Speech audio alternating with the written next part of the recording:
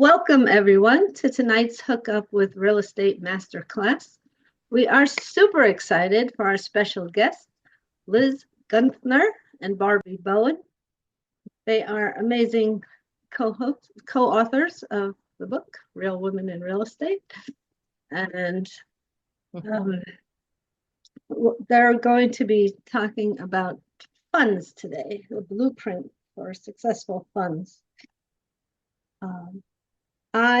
We are going to just do a little housekeeping. So Ken, would you mind reading the disclaimer? Sure. We appreciate you attending the Hookup with Real Estate Masterclass. We are not financial advisors. The content we provide is strictly for educational purposes and not intended as legal, financial, or investment advice. Remember, participation in this program is at your own discretion. Real estate markets are subject to change and can be dynamic. Hookup with Real Estate and its representatives are not liable for any outcomes resulting from the information provided or engagements with third-party providers. Seek professional advice before making any real estate or investment decisions. By attending, you consent to this event being recorded and understand that internet security is not absolute. Thank you. Okay.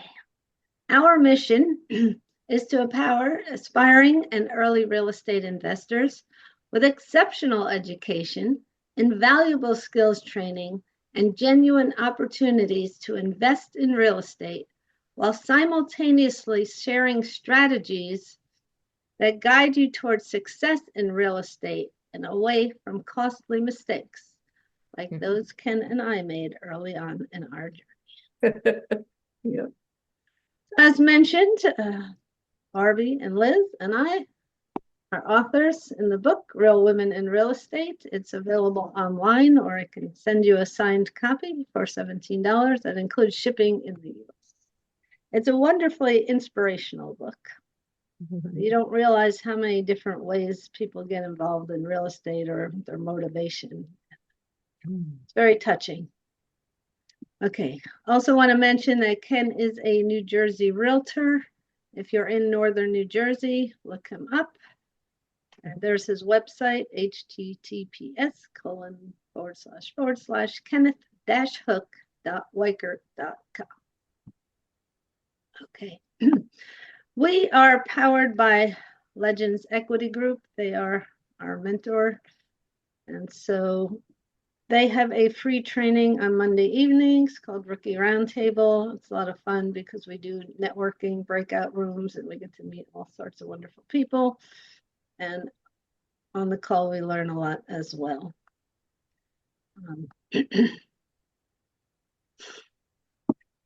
Legends also is running something called a 30-day challenge.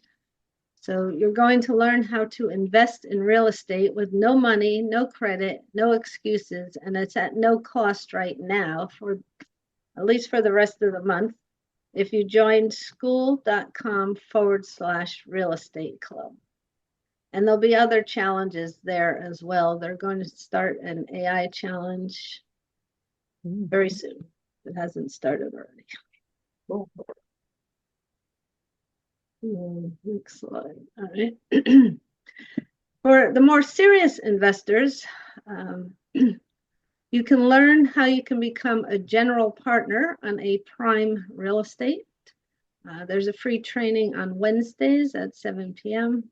for Pacific.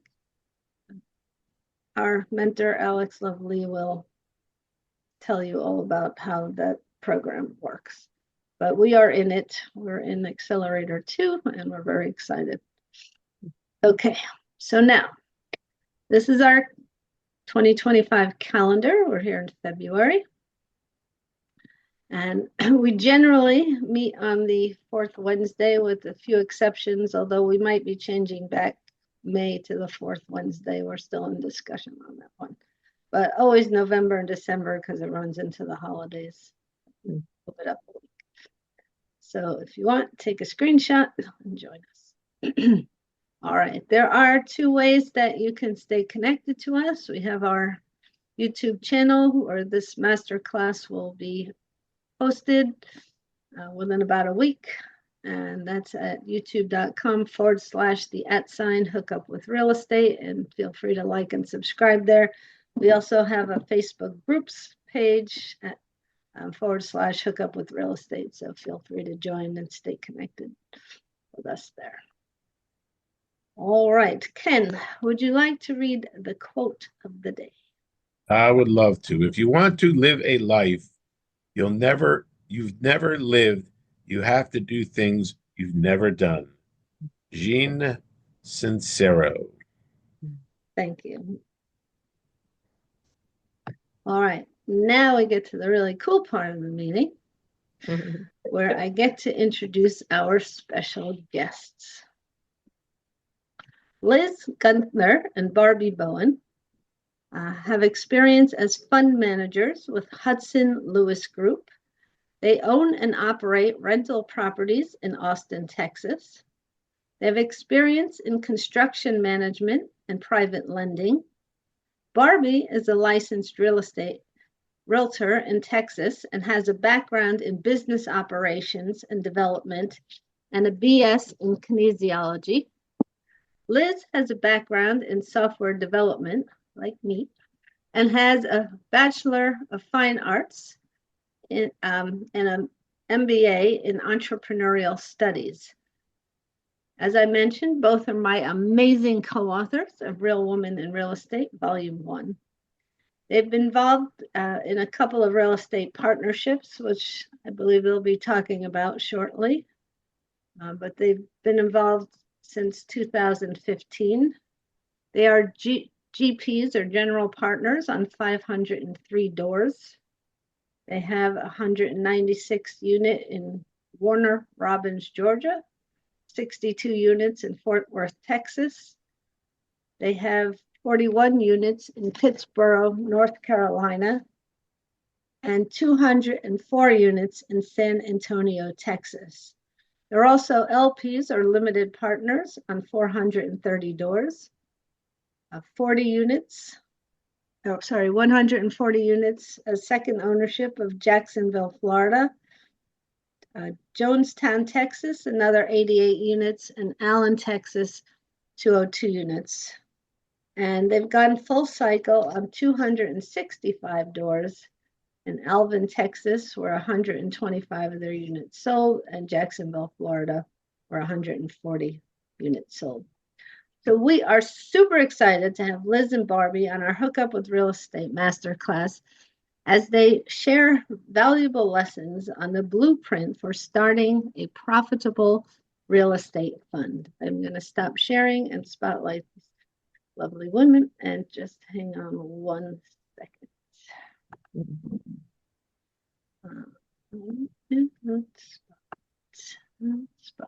Welcome, welcome, welcome. Thank you for joining us. And we always like to start with the question, how did you get involved in real estate? Oh my gosh, that's a good one. I guess I'll start with that one because it was, you'll see in our background, we had W-2 jobs and we realized that we weren't saving what everyone else was saving that was reaching their goals, traveling, being able to retire.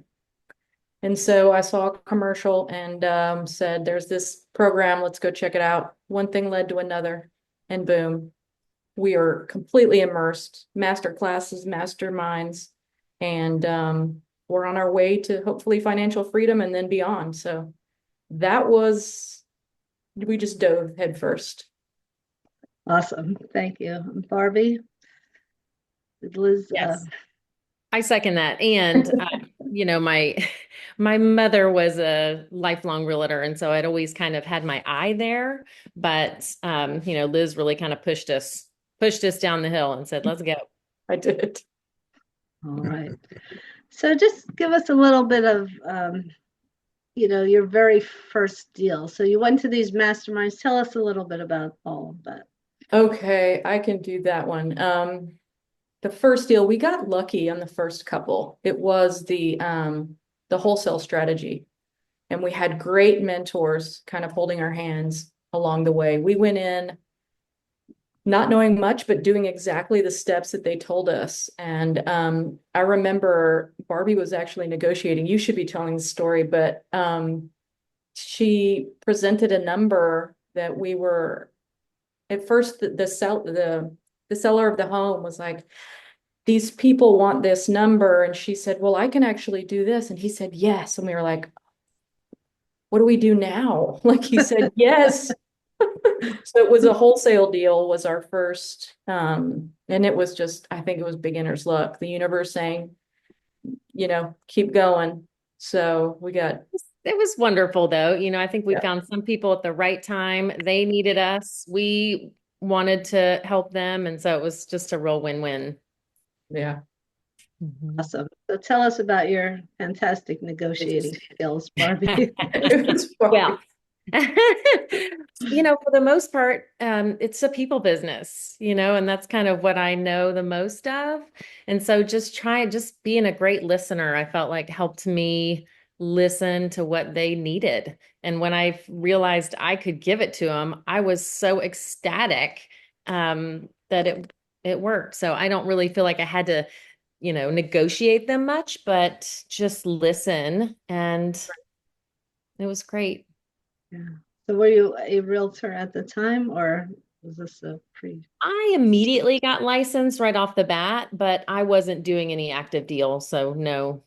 Mm-mm. Okay, no, that's good. All right, so you wholesaled the property. So did you find a buyer like right away, or how did that work out? We, having these connections to these groups, we had just great folks in the background going, I can help you here, we can do this. So it was really kind of a group effort. But yes, we found the buyer, we helped them move on, we found them a new place to live. Like it was just a win, win, win, win, win. Yeah, and that is such an important point that real estate really is a team sport. It's so hard to do this alone. Absolutely. Yeah. Mm. Okay, so you wholesaled and you got help from your community, which is fantastic. And then where'd you go? We wanted to try a little bit of everything. We were driving for dollars. We found a great GC to do a, kind of a heavy remodel. But we were all kind of in this same group. So it was just everybody kind of stepping forward together. And so we just wanted to test out and try all these different strategies and see what, we felt would be sustainable. And so it was just nice to be able to try them all. And move forward. Fantastic. So were there any real lessons that you learned in those early days, like what doesn't work, what does work? So many. Absolutely. I'll pick this one because moving on later in our career when we got into syndication, it's really important that you know, like, and trust your team, because when you get in a deal with another partner, you're in that deal for a while. And we didn't do the steps in the right order. We found the deal first, and then we found the team. Okay. And we, things, thank goodness we didn't get past a certain point because something happened in the underwriting. There was bickering. It imploded. Everybody turned on each other. And so lesson learned, follow the steps, just like the mentors say, there's a reason why there are steps. And find your team first. That was the lesson. So great learning there. So what about the team? Like what stands out to you about a team or a person that might want on a team? It's a lot like interviewing, whenever you talk to people initially, man, everybody's beautiful and spectacular and does all the right things and says all the right things. So you have to kind of, yay, that's amazing, but kind of keep going, get to know them a little bit more, maybe have a coffee, maybe have a dinner, maybe have an outing. It's just so hard to really fully get to know people unless you spend time with them. Yeah. And my chapter in the book, well, I don't know if you can see it now, but is really all about a lot about partnership mistakes that we made too. So I Yeah. totally relate. And it's not just initially, like you said, they might be fine, but 5 years down the road, something changes with them. Right? The second the stress level goes up even 2 notches, a lot of people might not handle it the best. So it's hard to know Absolutely. on the first 1 to 7 Yeah. meetings. Yeah. Right. So you do have to be keep an open mind and an open ear, so to speak, and ask those hard questions. And Yes, so yes. I imagine you learn to run your real estate like a business at that point. Oh, yes. Every time there's something good to learn. Like absolutely every transaction, there is some takeaway that helps us learn a little bit more and be a little bit better on the next one. Yeah. No, yeah, I totally agree with that. There's just nonstop learning in real estate.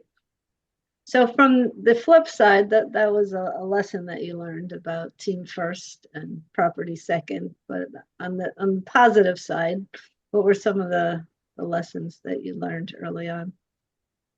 Oh, God. One thing that I wish wish we had done early on that we're doing now is focusing on one strategy. We were so, there's so much in real estate. There's all these different strategies, all these different asset classes, contracts, people.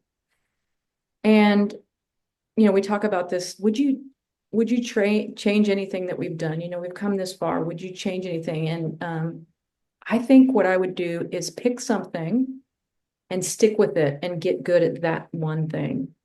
Because we kept changing so much. It was like we didn't give ourselves enough time to learn everything and even figure out if we enjoyed it. So did that answer? Yeah, no, Ken and I Yeah. did exactly the same thing. We were so Yeah. eager to be in real estate. We were like, oh yeah, let's buy some land and build a house and we'll get some rentals. Yeah, it was just a disaster, some of it. But, There's yeah, always a little bit of disaster in Yeah. everyone, right? yeah. And I We've will say, overcome a lot too. and I will say we did one project where we thought it's going to be amazing. We built a little house in our backyard and at the end of the day, it was amazing, but Yes. we learned a lot about ourselves, like Yeah. us. We were the team. And so I call that a huge win is we're standing tall still. Yeah, exactly. I always say Ken is my best partner. Nice. Yeah. All right, so let's move on into what's next for you. Where did you go from those early lessons? Did you want to share a screen or? Yeah, yeah. All right, Let let me me get make you into our co-host, Sure. and then you can share your screen. Make co-host. Yeah, Liz was kind enough to put a little PowerPoint together, or whatever the Mac version of PowerPoint's called. We'll see if this threw in some animations. You'll have to let me know how. Okay, I'm going to. Can you see my screen? Yes. Ooh, Yes, that's we nice. can. Fancy. Okay, so this is our decade of development, our 10-year journey in real estate with some animations. Hope you enjoy. From the artiste. And so we wanted to just briefly talk about, you've kind of heard some of our background in real estate. I kind of went from restaurant operations through real estate and kind of the end game for me. I'm a huge animal lover. So my goal is to have a big animal sanctuary for all the old pups in the rescue place. And I'm a health and wellness fan. Awesome. And I'm Liz Gunther, born and raised in Austin, Texas, still here, love it. My background is in software development and design. And through real estate, I want to further my art career. Here's my little website. If you want to take a look at what I'm up to. And then my end goal is to create an art school for kids and adults, and maybe even step into some art therapy practice. I'm trying to figure out how it all kind of plays together. Fabulous. All right, so this is the timeline. So we did kind of just briefly go through this, but we did have a couple different mentorships, Fortune Builders, Big Dogs, which was local. We kind of did all of the things as we mentioned, but at the end of the day, we really felt like it was slow. It was a slow growth, just one door at a time. So all single family to start, right? Yeah, single family. Then in 2017, almost, just a couple of years, I met Brad Sumrock and, pivoted to apartment investing, then Massive Capital also focused on apartments. Now they're in all kinds of assets, but we focused on syndications, and we're in about 930 doors. And as of 2020, when did that all happen? 2021, 22, the market shifted. Distributions are, they stopped in our deals, and capital is difficult to raise on any new deals, and there's some distress in the market. So we were trying to solve the problem with our next move. And so that's kind of how we came to the real estate fund space. And so kind of as we educate ourselves again through fund launch, we've created a debt fund, which will function a lot like a hard money loan.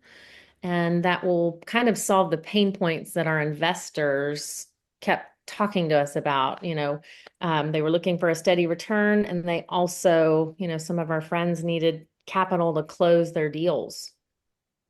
So maybe you could stop here for a second and just talk a little bit. Maybe some people don't know what a fund is, so you can just explain that.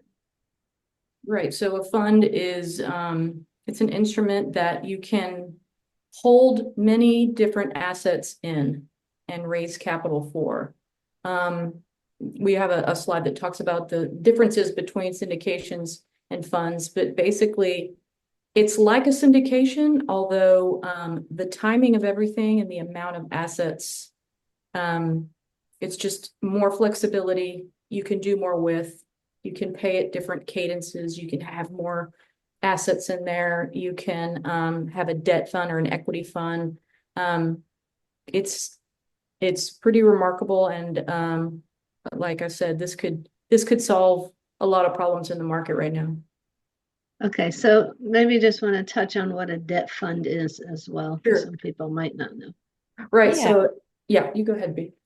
Yeah. And so kind of like in the single family world, if you needed money to either close your deal, or if you needed a construction loan or a short-term loan to get your project done, you could reach out to someone with a debt fund. So we would function like a lender and just provide that short-term loan. So in exchange for an interest rate of Yes. some sort. Yes. Every kind of hard money lender has some interest rate they charge. And typically it's short term. We say like 18 to 24 months max, that you could get paid back.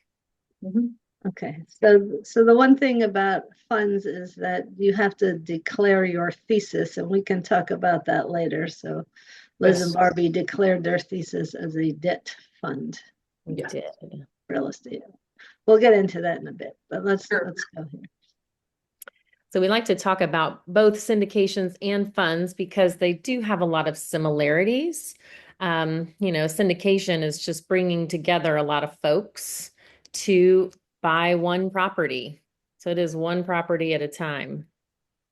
The fund, you can have different types of properties, either different apartments or even different types of assets in it, but the fund would hold all of that. So multiple properties together.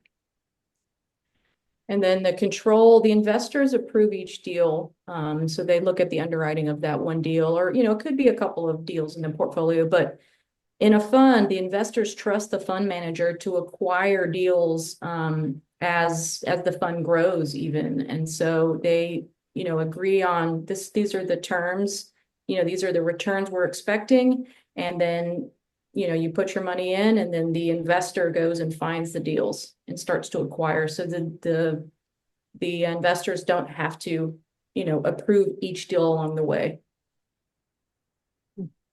And so with a syndication, it's, has its own level of risk. But if you're investing in one property and if it's doing amazing, then everything's great. If they stumble a little bit, then that's where sometimes those single properties stumble, I guess. And then funds, it's based off of the whole portfolio. So it's a little less risky, I would say. Right. And then for capital raise, again, it's per deal. You're selling that deal that you're going to raise that capital and get this return. And then on the fund, it's the whole pool of investments. And so you're raising on what the whole fund will deliver. So far as flexibility is, it's just in syndications, it's limited to that one property. But in a fund, you could potentially acquire and sell at different rates within the fund. And then the timeline, typically it's 5 to 7 years for syndication. And then the fund, since, we're going to have a debt fund, 12 to 24 months. Eventually, maybe fund 2, fund 3, we can have something that would return faster, and then like a triple net, like a 10-year. So it's flexible on the amount or the frequency of payout. Okay, and for those that aren't familiar with the term triple net, it's really more toward the industrial side where the tenants pay for the taxes, insurance, maintenance, and a few other things. But yeah. And then payout specific to the property. If the property does well, that's when the investors get their distribution and hopefully a sale after that whole time. And then the payout on the fund is if the overall performance is met, then they're paid out as agreed to. So all right, so let's stop here and see if Sure. anyone has any questions, because there's a lot of information. So I'll just also add some color. So they have multiple properties listed under a fund. We're talking real estate here, so we're talking about properties, but there are many different types of funds out there, not just limited to properties. Right. Does anyone have any questions? Yes, I do. In regards to the fund, if it's a recourse loan, who is responsible for the repayment? Is it based on the dollar amount you put in, or is it based on even if you have skin in the game, you're still liable for the whole amount? I mean, we are going to, for our fund, we're going to back it by the real estate itself. If we are lending, we're going to cross collateralize to another property. So basically, with your fund, you actually purchase the whole thing with the fund? You have enough money to purchase the whole deal, or do you take they have a debt fund. They're loaning money, Ken. Oh, loaning money. Okay. On this Sorry. one, we are lending, but that could be our fund too. We might do more of an equity fund. Okay, then my mistake on that one. Okay. That's okay. Yeah, so just to explain recourse or non-recourse. So when you get a loan, a recourse loan is that you're personally responsible for it, typically with a mortgage, and a non-recourse loan is you are not personally responsible for it, but somebody's responsible for it. Yes. It's trust or, yeah. Yes. And okay. And one more thing to add to that, and Barbie, correct me if I'm wrong on this, because we're offering this loan to other GPs that might be in a situation, we don't want to be second lien to the mortgage. So we will loan this to them, and they need to collateralize with something else. So we won't be behind the bank. It will be a new loan between us and the business, and the business will collateralize with us in case anything happens. Gotcha. It's an interesting perspective. Okay, great. Yeah. So Well, it makes sense though, because if it goes bad, if that property goes bad, then their collateral would be guaranteed from another property. Mm-hmm, mm-hmm. Yeah, or their own home or cars or. Yes. Yeah. All right. So curious, what's the going interest rate for the fund? We want to what we're seeing in the fund space is a good return is 10 to 12. It can be more if there's a preferred return. Like if Barbie, correct me if I'm wrong, if it's a bigger amount, we would offer a preferred return at a higher. So I've seen up to 15. But our goal is to return a steady 12% to our investors. Right. Over what period of time? 10 to 24 months, 12 to 24 months, right? Right. Yeah, we want to go short term. Mhm. Okay. Just to get that track record. So our second fund, the second we have a Is track record, we'll be ready to Is go. that compounding Compounding. We're interest, gonna, the we are 12%? gonna distribute that quarterly. Oh, okay. I got you. Mhm. So I'm sorry I was late. I missed the very first part. What I see some of it is funds, Yes. but what else? They were talking about their early history in real estate. They did wholesaling. Yeah, how we got here. How they got to. And I heard when someone was saying animal shelter, and then you said you got the big dog involved. I'm like, wow, no pun intended, huh? Good catch, Stephen. Thank you. Stefan. Actually, it's Stefan, but I mean, okay, Yeah, Stefan. that's okay. I know. all right. So you have a fund. So do people put money into your funds, or this is your personal? No, we are in the process of setting up a fund so that people can invest in and receive a return on, and then we will fund projects that need rescue capital or construction. Okay, so can you talk a little bit about that setup process? How did Yeah. you go? Let's go. Okay, so how to fund four general steps, and a lot of things go into these buckets. But the first one is to find the deal, to solve the problem. And so we've been talking to our strategic partners, the GPs that are really active out there. What do they need? What are they seeing in the market? What are their problems? And so it's been this, they can't afford the debt, or they want to scale, or, capital Can't close. can't close. Yeah, it's a good one. So we would be like a loan to get them across the finish line. And so once we figure out what the sticking point is, the other one is with our investors. They were tired of not getting returns. And so if we were able to give them a steady return with this debt fund, that would help solve that pain point.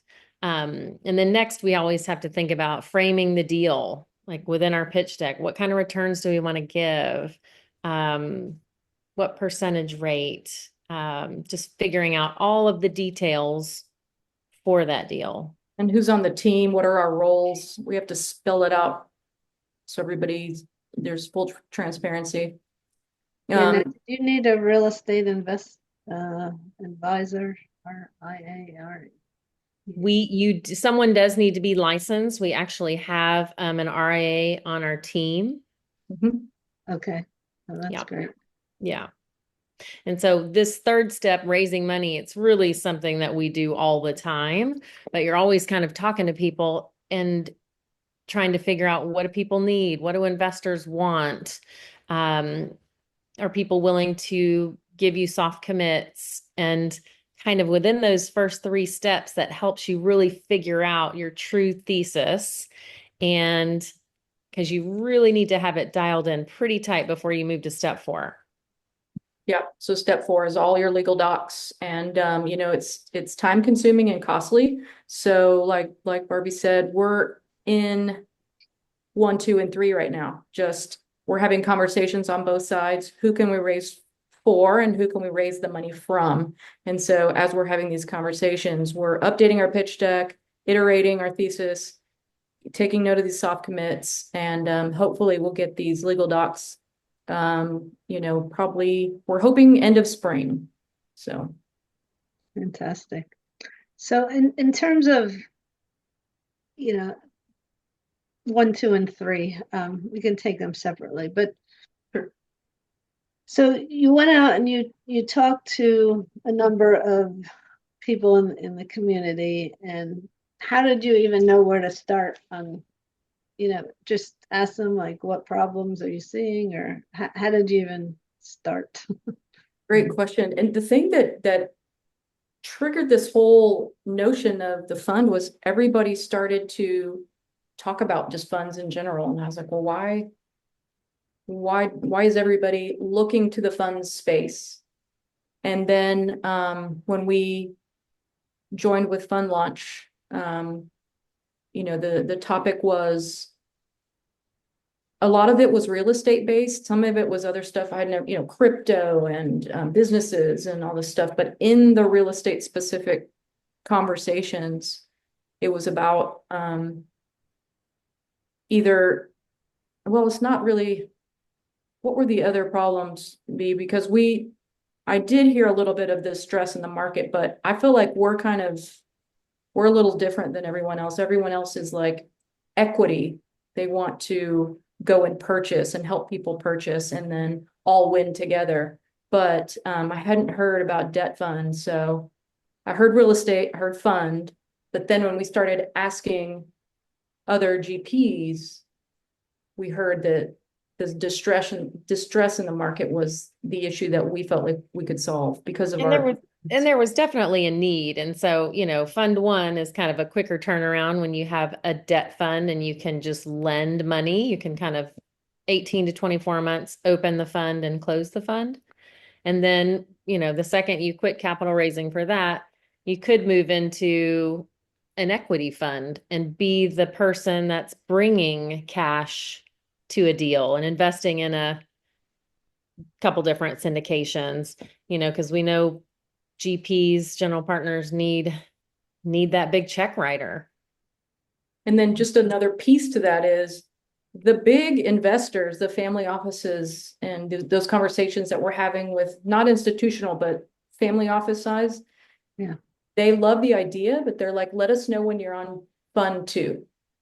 We want to see a track record. And so I get it. Like, I would want that as well. So that's why we're focusing on debt, going to solve the problem in the market, have a faster turnaround, and immediately start to talk about what can we do for fund 2.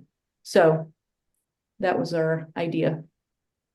Yeah, that's in our accelerator group, we're going to be building a fund as well. So this is really helpful to hear.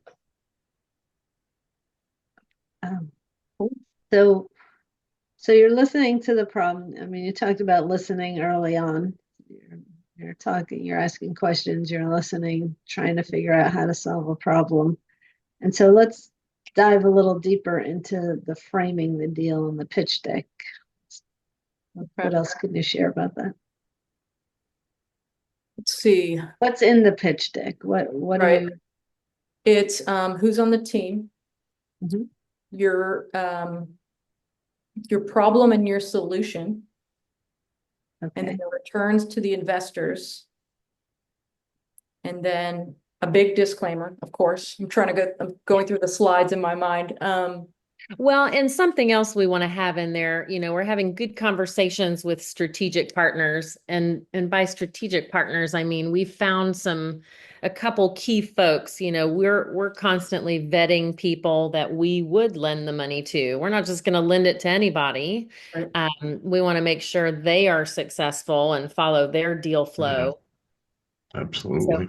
So we want to have them kind of highlighted on there as well, because we're putting a lot of time and energy into finding those few folks. I don't need to do a million small transactions. I want to do some very high quality few transactions so I can give my investors the confidence that we have vetted these folks. Our money's going to be in it too. So we still just want to provide that clarity and transparency.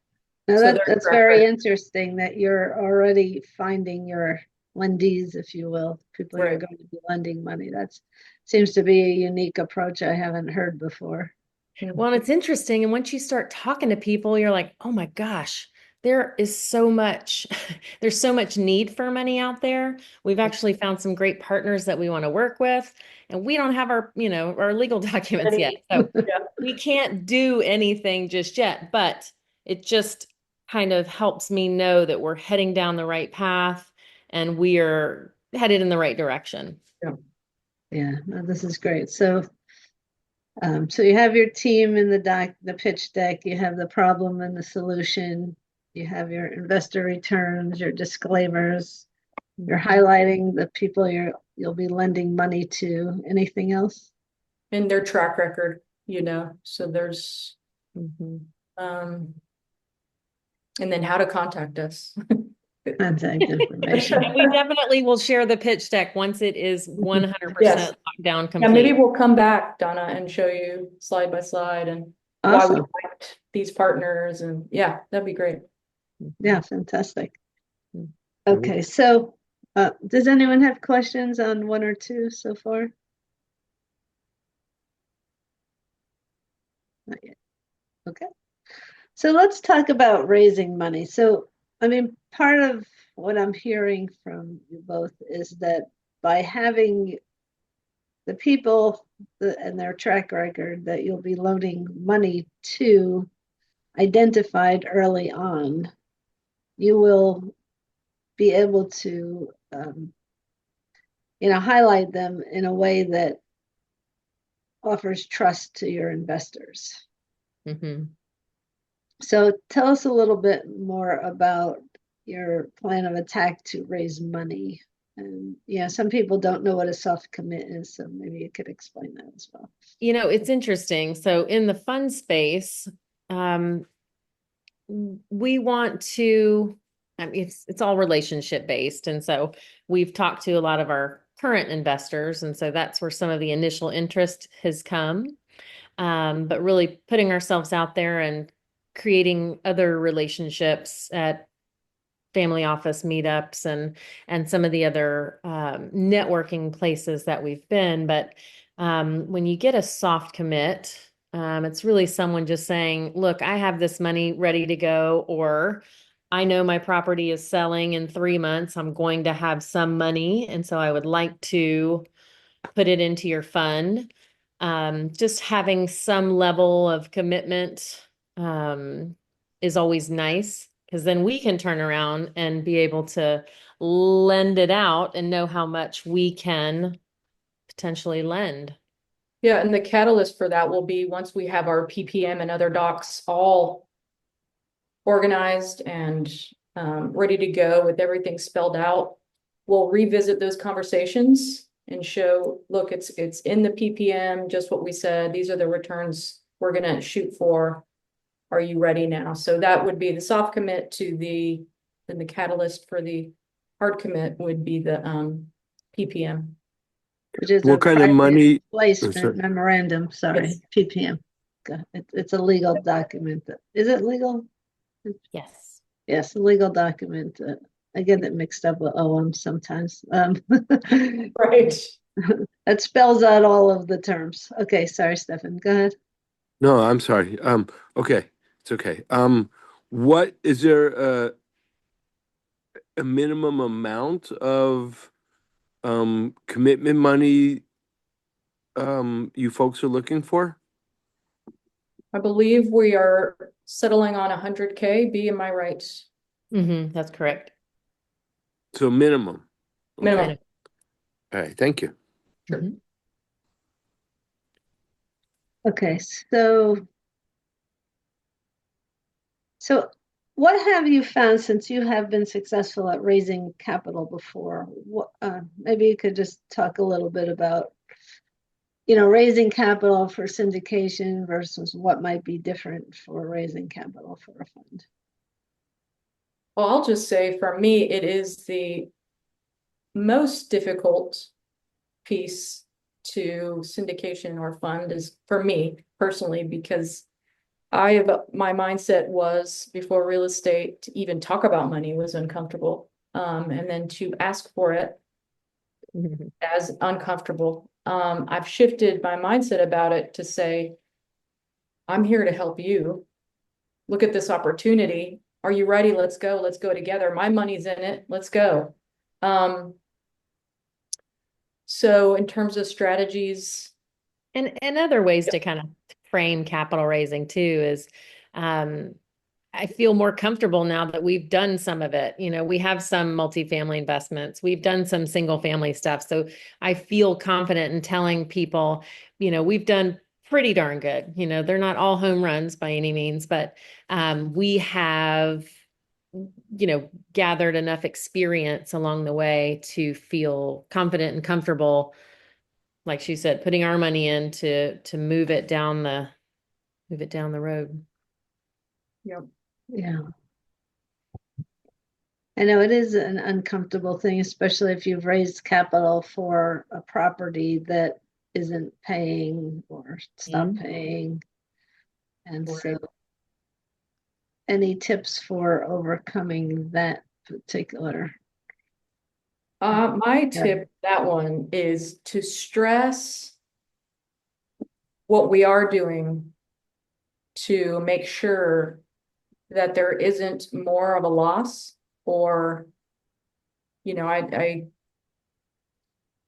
yeah, it's just, Because a lot of times if there's no distributions, it doesn't mean that the property's doing terribly. It just means we don't want to let go of that extra cash in this moment. And so I think sometimes investors get really nervous when distributions stop. And so kind of just like she said, just being the communicative one, whether it's amazing news or not amazing news. so I just true. still want to be the one that's still talking about it because Yes. even if we're not giving distributions, I want to be able to say, but I walked the property and we're fixing these things. And we still anticipate having what the finish line, you know, Yes. being what we said it was going to be. It might adjust a little bit, but just, you know, keeping people in the loop. Yeah. Yeah, love that aspect of communication. It's keeping them in. Yes. Mm-hmm. Yeah. The question, the properties that you guys are going after is added value, add value. What type of properties where you got to do construction and stuff of that sort? Yeah, it depends. The strategic partner we're talking to right now, are you talking about the deals that we're in currently or the ones that we're looking for the fund? The deals that you're actually looking for to put the funds into. Yeah, actually, a strategic partner I just spoke with has he's calling it land banking, and what it is he's entitling it. So he has a contract from the seller in place, and he has a contract with the buyer in place. But the developer wants him to buy it and put the utilities in it, and he has a contract with them to sell it. So it would take him 18 months to 24 months to do this. So this kind of matches it's still real estate. He needs the capital. He's investigating to see how he could pay the returns that we want, you know, the steady returns. But with the contract on both ends, it feels so. That's one example. We would help with some construction or rescue capital on a value add for sure. We just have to look at the partner, their track record and the property itself. And if they could cross collateralize, because we don't want to be second position with a debt fund. We want to lend to that business, their business, and then they can cross collateralize somehow with either another business, another property, something that we can be first lien on. So yes, we're open to value add and construction. How do you minimize loss? You piqued my curiosity. I actually was thinking that before you said it. Sure. So what do you have in place? What systems do you have in place to make sure that besides getting a second, collateral, how do you make sure that the deal is a good deal? Yeah, good question.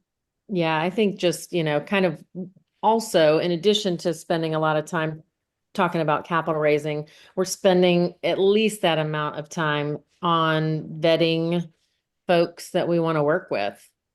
And just checking and seeing how their deals are going and underwriting, mhm, their underwriting, you know.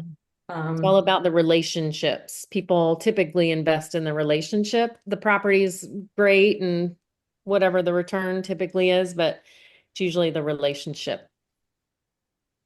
But always risk, Stefan. Always. Mhm. So, All right. It's interesting. yeah. Yeah, there. So So if Thank you you. guys are looking for doing a 12% return, what are you guys charging for when you're lending money out? Say it one more time. I'm sorry. I said you guys said you give out a 12% return on the funds. Yes. I think so. I heard something like that. So what interest Mhm. are you charging when you lend? Yeah, that's a great question. There's got to be, Typically, like a hard money loan, there would be a gap in there. You know, you're going to charge that person just a little bit more. and plus the fund, like the legal documents, we're, learning right now about all the fees involved. And so we'll build in our margin, the fees, and then figure out that number. But the goal is to offer a competitive return, and 12% seems to be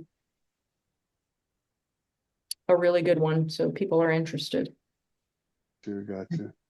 So you guys also as far as points go when you do the loan, are you competitive with that side of it as far as how many points you charge when you do the loan? Mm-hmm. Yeah, we haven't, we're not, I haven't, Barbie, tell me if I'm wrong, but we haven't talked about points. So hopefully that's competitive as well. We definitely want to be competitive because, there's probably a lot of other debt funds out there that are lending money and, we want to be a little bit different. And one final way that we wanted to talk about being different is, just making sure our investors get paid first. Gotcha. Yeah, We for want to sure. make sure we give those returns. So that is in our plan. Thank you. Yes, sir. thank you. How are you guys doing so far? They're new. They're in step 1, 2, and 3. Yep. Definitely. We have some soft commits and some strategic partners that are interested. So we need to, Get the paperwork done, I saw, but you Yes. haven't lent that any money yet? no, not yet. Okay. So we need to You come guys back. and Yeah, talk they're Oh. gonna come back and Yeah. talk about the actual Yes. You could success. send a wheelbarrow of that money over my way when you get it. Got it, Jen. I'm curious, how did you meet? Who? Barbie and myself? Yeah. High school. Oh, right. Okay. That's the best Yeah. relationship. Go way back. You go way back. I Yes. go way back. Mhm. Thank you. So, the legal side, I remember going on a Bridger Pennington call, and he drew this like picture in the middle, and it had all these like little sun rays with other boxes around them, if you will. There's like auditing and advertising and websites and blah, blah, blah, blah, blah. So maybe you could talk a little bit about what you know about that number I mean, format. so we do have a couple other team members. And so we do have our licensed RIA. She will be our compliance person.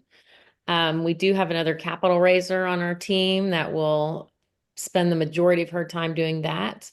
Liz and I are both going to be kind of back end marketing, investor relations, as well as, everybody really needs to be raising money, but just trying to figure out who does each piece of that. It's like running a business. There's plenty to do and just making sure everybody knows their roles.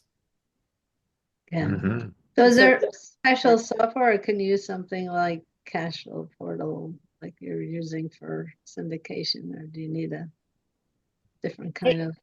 They do have some proprietary software at Fund Launch that has some strategic partnerships in it to help you with admin and some of your paperwork. They have a CPA they would recommend, they have some good systems set up.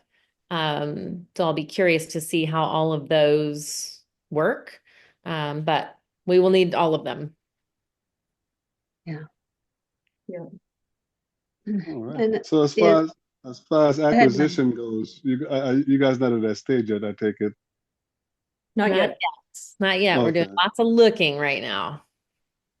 And who's doing that job? I'm All doing of that. us. Yep. Y'all doing acquisitions and underwriting as well? Yes. Mhm. All right. Yeah. Yeah. I like you guys. It's tough. Right. Yeah. We're doing And everything. they're great at walking property. Every time I see online, they walk in another property. So You got to keep looking, there's keep not looking. a million great deals out there, but we're just keep looking at them. And they look good online, but until you walk them, you don't know. Right. Yeah. so when you're looking at these potential people that you're going to lend to, are you going to walk their properties as well? I think we should. Absolutely. I mean, 3 out of the 4 of us are in the same town. So I imagine the majority of our strategic partners will likely be based here. And so that will enable us to be right here. Like, I want to look at it. So why don't you tell us a little bit about what you found walking at properties? I know you're experts at that. Where to start? Well, I think the most interesting thing we just recently saw was, there's a company that has a 4-pack of apartments. So 30 units here, 30 units there, 30 units. And 2 are in a great location and 2 are in a pretty good location. And I've been in this town my whole life, and I was surprised that one of the small complexes that was in a pretty good location was in terrible shape, just lots of homeless folks, they were having a hard time getting their arms around it, and they need help. And I don't know. I just assumed because it was in a certain neighborhood, it would be fine. It's not fine. Let's That's not make us up. that's management. Management. Yeah. Yeah. Yeah. hmm What else surprised you on some of your property walks? The difference from unit to unit can be so, like the property we toured one that was lovely on the outside. The CapEx had been done, and we were walking from unit to unit, and most of them I thought it was just going to be, some classic, some new, the what you would expect, and then all of a sudden there had been some deferred maintenance, and an entire building had a mold issue that was, you walk in and you just know. Ooh. So yeah, like why are these people, why Why is nobody doing anything? why is nobody doing anything, and why are kids living here, that kind of thing, like this is so That's scary. yeah. So from unit to unit, it can be so different. But Where are you guys located? Austin, Oh, you're in Texas. Texas. Where are you? Well, I'm in Atlanta, Georgia. So if you need boots on the ground, Okay, look us I up. love it. We got a lot of building going on out here. Okay, Awesome. good to know. Yeah. Nigel and I go way back, so I can vouch for his All credentials. right, Awesome. good to meet you. Same here, my pleasure. So anything else walking properties that surprised you? No, I don't know. I guess the thing is you just never know. And so when they say, have you looked in every unit? Yeah. Recommend looking in every unit. Yeah, the That's my tip. inspector from the bank that we just closed our refi, they needed to see at least 5 units. So, Oh, okay. yeah. And how big was the property? Like what percentage is that? It's 1/4, basically. Well, Okay. there's Okay. 30 units, so I don't know. Let's do math. 8% probably. Sixth. Yeah. 1/6. Okay. Yeah. Nice. Okay. Thank you for quick math there. No You showed problem. them the nice ones, and you showed them the nice ones in front, Donna. They were. Copy them to the good ones. The best ones, right? Yes, the best Absolutely. Yeah, Right. we showed them a vacant one and then another. So does Okay. BE start for Beth, Barbie and Elizabeth? What's Yes, Stefan. Definitely. one. right? No, either's fine. That's good. All right. Yeah, I'll I show you. wish- Well, go I'm ahead. sorry. Go You ahead. first. You first. I was going to show you my last slide if I can, Donna. Oh, yes, please, let's do Some it. animation on there. Whoa. Okay. So yeah, B and E. So what was I your was wondering that too. So somebody beat me to asking it.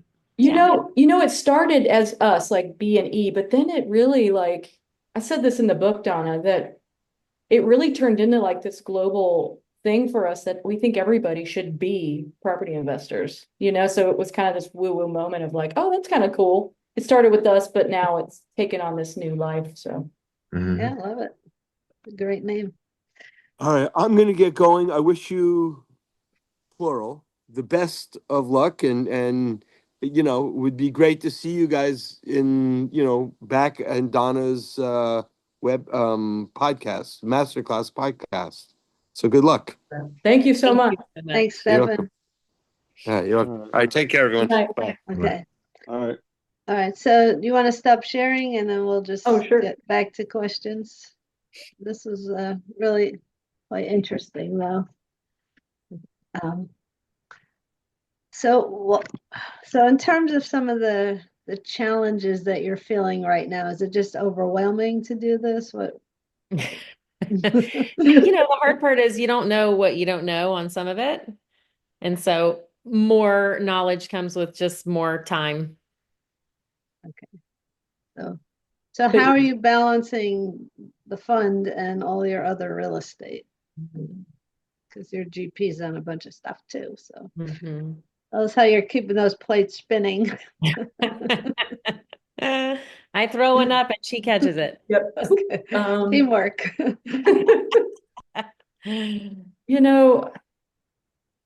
We just know that this is the way, and so it's nice to, like I told you in the beginning of the single family thing, or at least, we're focused on the fund. And so it's taking shape and we're seeing the results.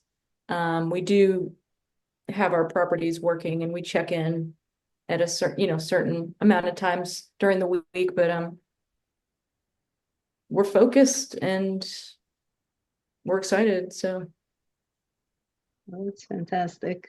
yeah. So do you have set certain days aside? Like this day will be GP day and that day will be Pretty fun much. day? Mhm, Yep. mhm. Yeah. Well, As they think say, it's taking manage your precedent. times. As they say, manage your time so your time doesn't manage you. There Yes. it is. Yeah. Mhm. That's awesome. So That's- let's see, who else has questions? Anyone? Candace? I'm sure you have at least one question. I'm going to put you on the spot. I didn't know you guys were doing this, so kudos to you guys. Thanks. Oh, thank Yeah, you. and kudos for doing that. I thought it was interesting because I have a property here locally that I've done a lot of fix and flips over the years. And back in the day when I could just pick them up for 30, 40,000, I just, it's myself. I walk in and 2 minutes later I walk out and I say, I want this property, and then it just happens like that because I can do the majority of the work, blah, blah, blah. Well, because house prices have gone up and because I have the majority of all my money now to my name in investments that are not yielding any returns. I'll just put that nicely. So there's this property that somebody needed out of. And the point of the story is I'm purchasing the property, but now it's frustrating because I've had to contact 3 hard money lenders. And in the midst of trying to get a home equity line of credit on my house. But it's just interesting, like hearing you guys talk and I'm like, on the single family side, I know you guys are going to be going over, the larger, but I mean, I'm just putting it in my perspective that it is interesting because the hard money lenders that I've talked to, I'm like, this is intriguing. I should get into this. Like, you know what I mean? I'm like, because Right. this is a bunch of crap that they're charging me, like, Right. especially if I only want their money for 2 months, Right.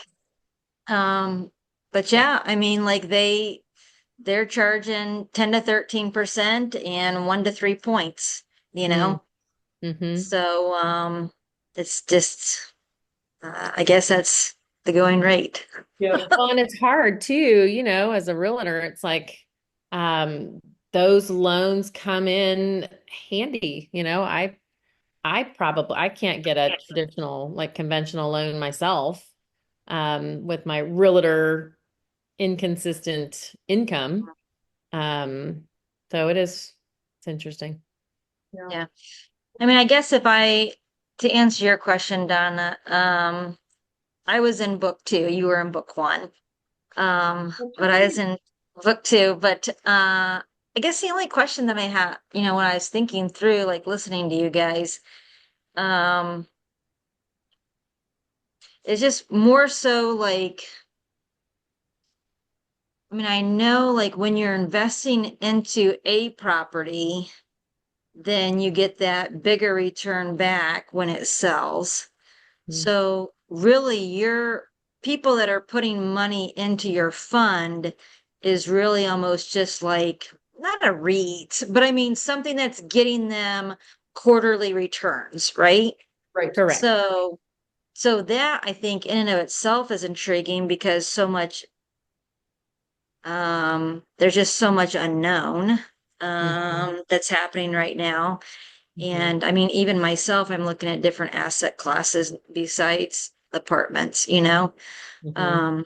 So I just wanted to confirm that like when you get your returns at the end of the year, then on people who are putting money into your fund and then people who are utilizing your fund, more so probably like the people who are getting the returns, so the money that goes into your fund and getting the returns, what are they getting back at the end of the year tax wise? Does that make sense? I mean, they're getting a steady return, and so it's not like an apartment thing where you're getting a big equity multiple at the end, Yeah, no, say I meant like, like a K1 or, like that's, it'll be or a K1. 1099. Okay. It'll be a K1. Okay. Yes. Yeah, that's what I was wondering too. But yeah, no, it definitely has my wheels turning. So great, Cool. great job. I'll probably have more questions as I think about it tonight, laying in bed. Yeah, well, reach out. You know how to get a hold of us. I So do indeed. Mhm. So yeah, that's cool. And maybe there's an opportunity for Liz and Barbie, right, to help Mhm. out single family folks Would love as to. well. Yeah. Indeed. Yeah, but when you get to a certain point, you don't want to do one-off little single families. You want to go bigger, like, Mhm. um, and I, I don't know, like, there's pros and cons, I think, to each. And But when again, you're it trying to, depends, if you have the relationship and it's somewhere you can help out, it could be a fit. yeah, yeah. Yeah, No, I think that was good. big. Cool. So Sherry and probably Francis behind that, do you guys have any questions? Yeah, It was interesting idea because we're in the accelerator program with you, Donna. Donna. So to hear that, okay, there's also a fund that raised a lot of questions, but I'm like, okay, I need to understand more, like collateralization. Like I was like, okay, so while you were discussing, my husband and I also, we were discussing things because that's an idea that's new to us. We're fairly new to real estate, so we're just learning a lot from all the classes, like from legends, and here Donna invited us, so it was a great class to learn new stuff. And best of luck to you, Liz and Barbie. Barbie. Hopefully you. we'll hear from you soon. Yes, Mhm. thank you, Sherry and Francis. Yeah, so One question. collateralization has to do with when you loan someone money.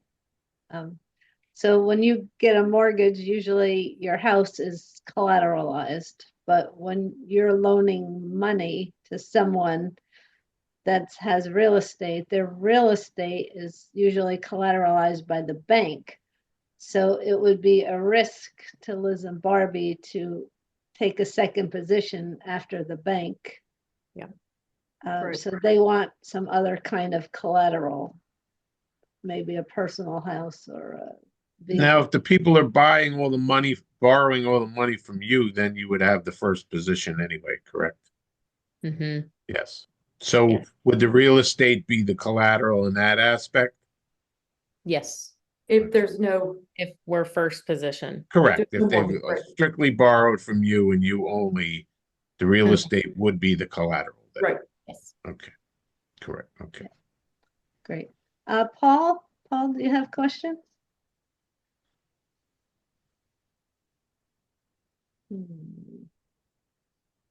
Right.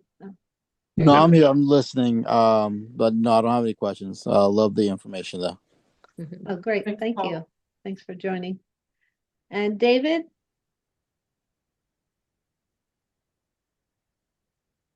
David Andrade, I'm not sure how to say your last name.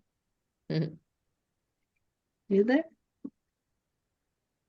Well, maybe he One slipped away. question I have, could a person borrow from the equity they have in their house, loan it to you, and make the difference in the spread of what they borrowed it from and what you pay on a return?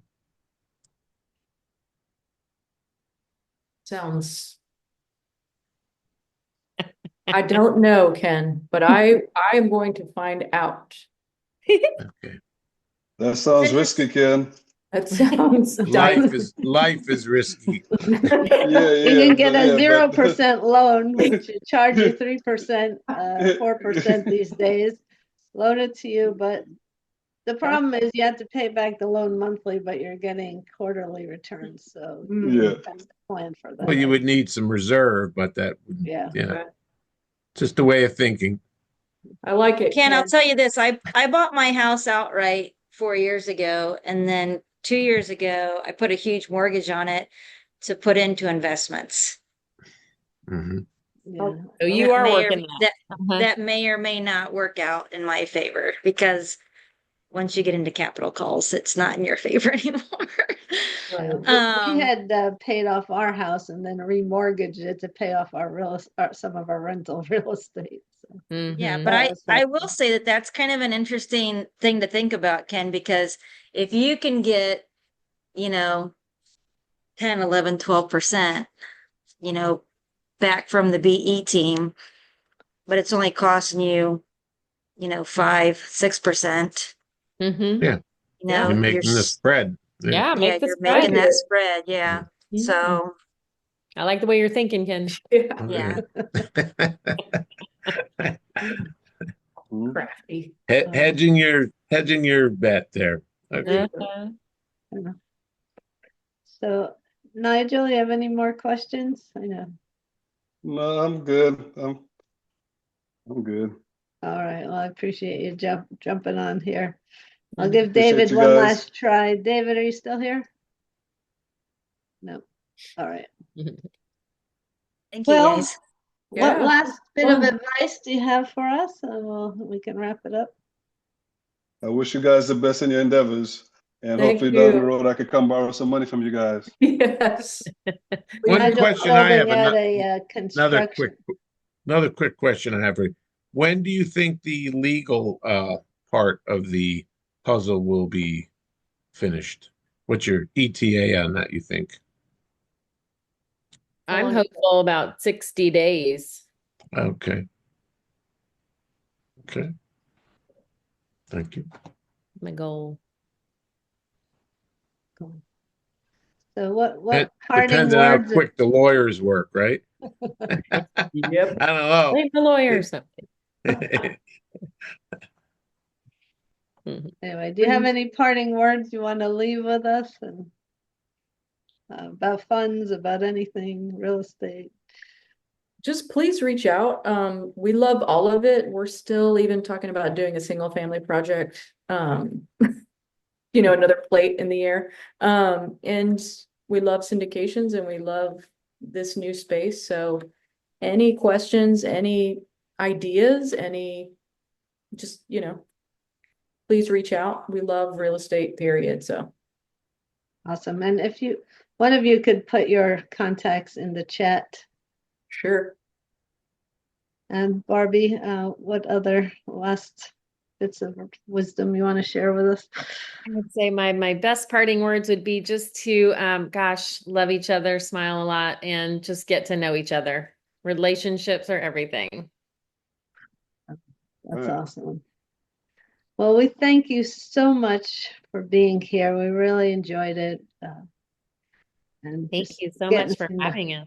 Thank you, Donna. It's good to see you. Candace. Yeah, we look forward to a part Thank 2 you. when you're All all right. up and running. Have a wonderful you. night. You You too. as well. Bye. Bye. Thank you. Bye. Okay. Bye-bye.